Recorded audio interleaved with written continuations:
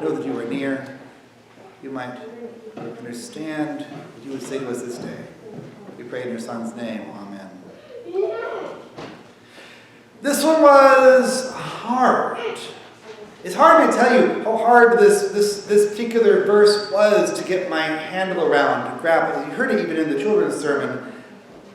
Because the term righteousness is such a foundational word for the church, and yet it's an extraordinarily churchy word.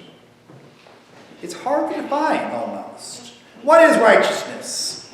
In Genesis, righteousness comes in Abraham. Abraham believes God's promises that he will be a descendant of many nations, and God credits that to him as righteousness. God credits belief as rightness, as righteousness. But what is righteousness? As I try to define the term, the best I can come up with is this. It is living in the ways that reflect God's will for the world, living as God would like us to live. Living God-like lives. So what are those ways? I would suggest the things like justice and peace. There's a reason I use justice and shalom, which is a Hebrew word for peace, so often together with the word righteousness. Those three go together, and they even help define each other. Righteousness means striving towards justice, which includes living in ways that help others to get what they need. Working so that people have enough to eat, enough place to live, enough safety. Righteousness means working towards justice so that people have the basic hierarchy of needs we learn about in Maslow's hierarchy of needs. The things they need to live and thrive and survive in the world. It means working so that people feel loved and cared for. Working so that all people feel they're important to God and even important to the rest of the world. Righteousness means sharing our resources with those in need, those around us and those around the world, and doing our best, working together as a church, as a people, as a state, nation, and yes, as a world, so that the world we live in is every day just a little bit more fair, a little bit more just, a little bit more like the kingdom that God is bringing. Righteousness is also about working for peace, or the word I would use is shalom. And we'll, I think, talk about that word a lot in 2 weeks. We'll talk about the peacemakers, but to shorten it, righteousness in regards to working for shalom means living in ways that try to minimize conflict and violence, that at the very least strive to engage with conflict in constructive ways, engage in ways that allow people to feel heard and seen and known. Because after all, we are humans, we're going to have conflict, we're going to disagree with each other, and that doesn't mean we don't have shalom or peace. We want, though, a shalom or peace that allows us to have those conflicts, have those disagreements, and still come to the table, still be a people, still be a nation, a state, a world, and not a people of war. It means working for peace in the world, in our homes, and striving for a peace that we could call shalom, which is a peace that is more than just the end of violence. I often talk with the confirmation class, especially about the peace of Rome, the Pax Romana. And, if you know history, that was never a real peace. That was a peace in which the Romans enforced it by threats of violence. A real shalom, a real peace, is where no one wants violence. Because the world is just and righteous and reflects God's kingdom. We don't need violence. Is that reachable as human beings? Yeah, no. Is it the goal of shalom we're working towards? Yes. Righteousness is working towards that goal of shalom.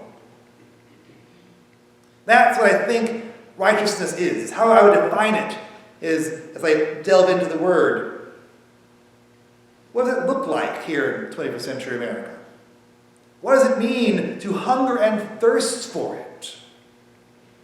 What does it mean to truly yearn for it? To yearn for righteousness, to borrow the phrase from the psalm, as the deer pants for water. And that's where I got stuck. Because I'm not sure I know. To yearn for it, to hunger and thirst for it, means to want it badly, to hope with your whole heart for a world that follows all the things I just said, or some approximation that's close to it. Yes, that's exactly it. But what does it look like? How does it concretely look like? What can I give you as an example of hungering and thirsting for righteousness? And I just don't know. I can give examples of all those things. People that work, overcome hunger in the world, Drop Walk, the food pantry. People that work for justice, advocacy groups. Give you all sorts of people doing those things, but what does it look like to hunger for it? To live this beatitude as if it were true in our lives? I don't know. Everything I come up with feels too nebulous, too abstract. The best is to simply strive to do all those things I just mentioned. To strive to live as one yearning after righteousness. And that feels like it doesn't help at all. I don't have an example of what this looks like. I want for you, I want for me as a pastor, I want for me as a Christian, an easily definable way to say, this is what it looks like. These are our 10 steps to living this beatitude out. I want to be one who hungers and thirsts for righteousness. And maybe that's enough. Maybe that is what it looks like. To hunger and thirst for righteousness. To be one who wants desperately to do that might just be what it means to do that. To want desperately to be a person who lives out these Beatitudes and strives to find ways to make it work might just be all that Jesus asks of us in this Beatitude. It might be that that itself is enough. I don't know. I think it could be. But I do know this. Whether or not that is what Jesus is talking about, he also gives a word of hope. But he says, they will be filled. In other words, God's ways of righteousness, of justice and righteousness and shalom will become real, will fill the world, will become the ways of the world. Gradually, bit by bit, as the kingdom slowly comes, God's ways of righteousness will fill the world. And those of us who hunger and thirst, who yearn for God's righteousness, will see it and be filled. We don't have to understand it all fully. We don't have to be able to articulate what it means to have concrete 10-step programs of righteousness and yearning and hungering, and we're going to have a 30-hour righteousness famine. That would be weird. Because God does. And God promises that our world, that we will be filled. Filled with righteousness.